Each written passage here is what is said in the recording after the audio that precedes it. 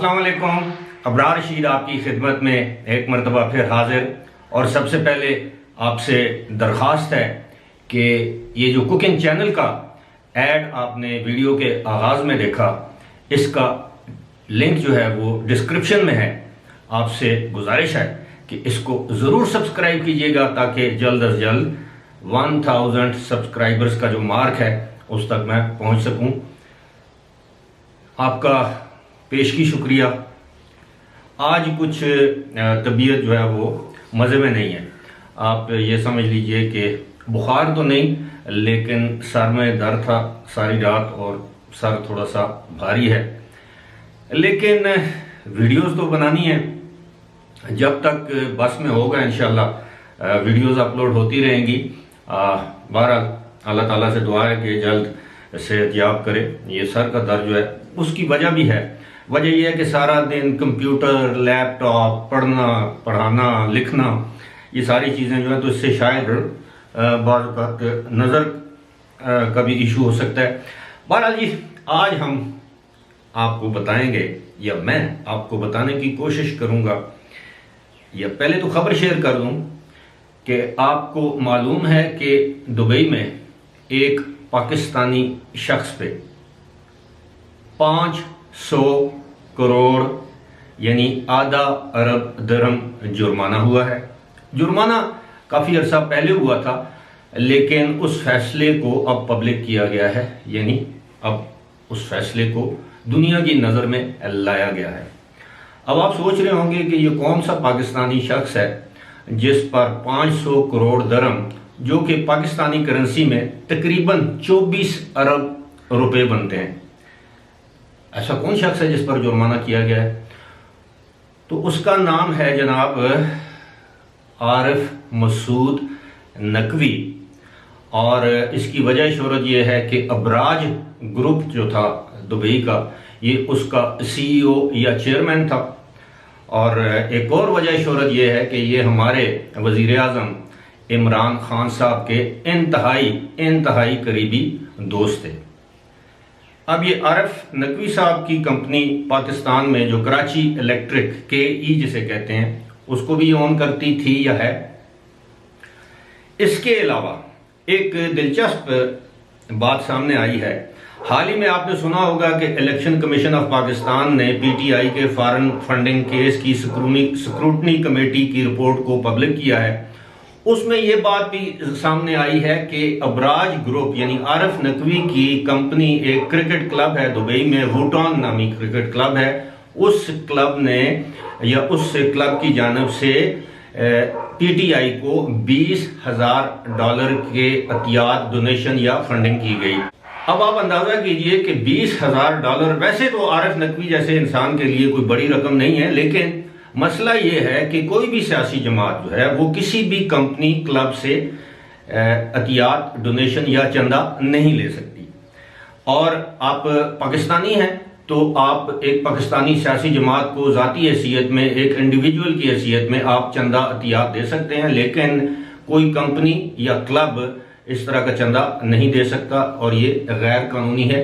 यही नहीं, आरिफ नकवी जब आज से तकरीबन 2 बरस कबल लंदन में गिरफ्तार हुए, तो उनको गिरफ्तार, अभी मैं आपको बताऊंगा कि इन पर जुर्माना क्यों हुआ है। आरिफ नकवी जब लंदन में फ्रॉड के केस में गिरफ्तार हुए, तो आरिफ नकवी से 2 नंबर मांगे गए। वो लोग जो बरतानिया या यूरोपियन ममालिक में रहे हैं या वहाँ पे रहते हैं, वो इस बात को अच्छी तरह समझते हैं कि वहाँ पर जब गिरफ्तारी हो तो आपसे टेलीफोन नंबर मांगे जाते हैं कि आपकी गिरफ्तारी की इत्तला किसको दी जाए। वो वकील हो सकता है, आपका कोई करीबी अजीज हो सकता है। तो आरिफ नकवी ने जो 2 नंबर्स दिए, ये मैं नहीं कह रहा, ये बरतानवी अखबारात भी कह रहे हैं।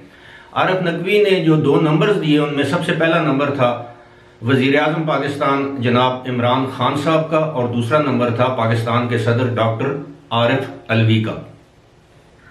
अब बात यहीं पे ख़त्म नहीं होती। अब अमेरिका ने उनकी हवालगी की दरख्वास्त बरतानिया में दायर कर रखी है, और जल्द या बदेर आरिफ नकवी को अमरीकी हुकाम के हवाले कर दिया जाएगा। वहां पर भी वो फ्रॉड के केस में मतलूब हैं, लेकिन दुबई में उन्होंने जो फ्रॉड किया है उसकी मालियत जो है वो अरबों डॉलर में बताई जाती है। इन्होंने कंपनी स्टैब्लिश की, उसके बाद इन्वेस्टमेंट, कंस्ट्रक्शन, मुख्तलिफ किस्म के जो इन्होंने कारोबार जो है वो शुरू किए और बाद में पता ये चला कि ये सब फ्रॉड था। आरिफ नकवी के बारे में ये भी कहा जाता है कि उसके दुनिया के बड़े वेल कनेक्टेड, मशहूर, मारूफ और बासर शख्सियात के साथ इसकी बहुत ज़्यादा शनासाई थी, गपशप थी, और यहाँ तक कि बिल गेट्स फाउंडेशन ने इसकी कंपनी में इन्वेस्टमेंट की, और फॉर्मर जो प्रेसिडेंट थे क्लिंटन, बराक ओबामा, उन लोगों की जो फाउंडेशंस थी उन्होंने भी इस कंपनी में इन्वेस्टमेंट की।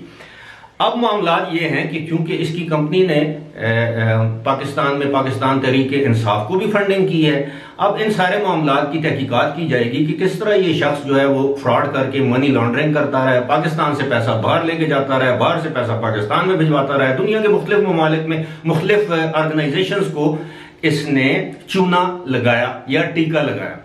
अब ये मैं समझता हूं कि यूएई की तारीख में इतना बड़ा जुर्माना किसी शख्स पर नहीं हुआ, और जुर्माना भी एक पाकिस्तानी शख्स पर। आप अंदाजा कीजिए, फिर हम रोते हैं कि जनाब पाकिस्तानियों का सरमाया इस कदर बाहर है। आरिफ नकवी के बारे में ये है कि मैं ये कहूंगा कि पाकिस्तान में कभी कोई उसने पब्लिक ऑफिस होल्ड नहीं किया, यानी किसी सरकारी या सियासी ओहदे पर या हुकूमती ओहदे पर नहीं रहे।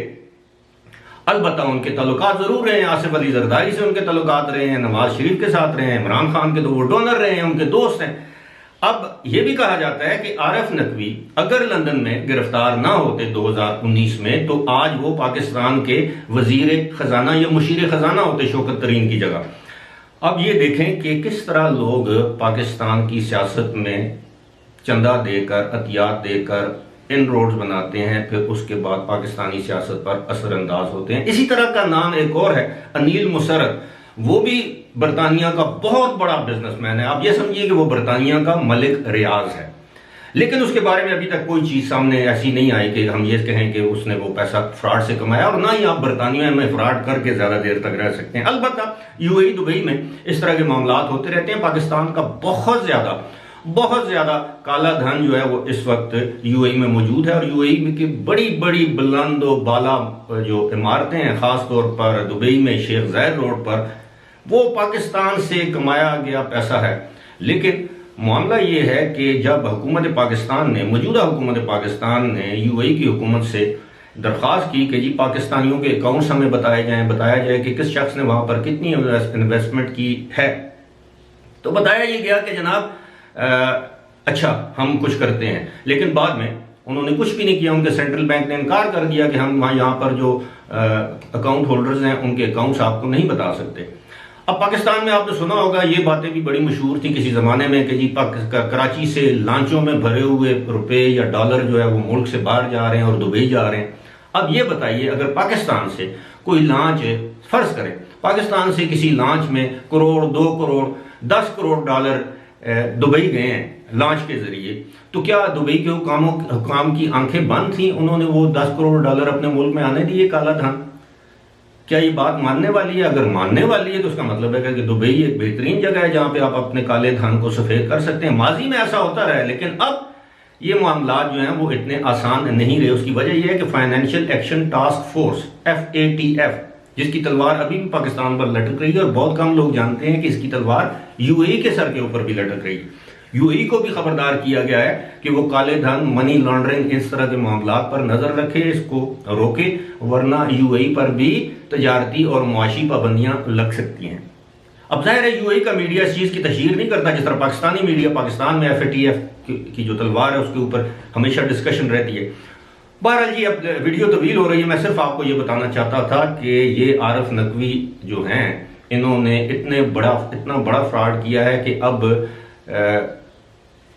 आधा अरब दरम उन पर जुर्माना हुआ है। अगरचे वो इसके खिलाफ अपील में गए हुए हैं, अपील का फैसला कब होता है ये तो बाद की बात है, लेकिन यूएई की तारीख में किसी भी एक शख्स पर इतना बड़ा जुर्माना आज दिन तक नहीं हुआ। फिलहाल इसी के साथ मुझे दीजिए इजाजत। खुदा हाफिज।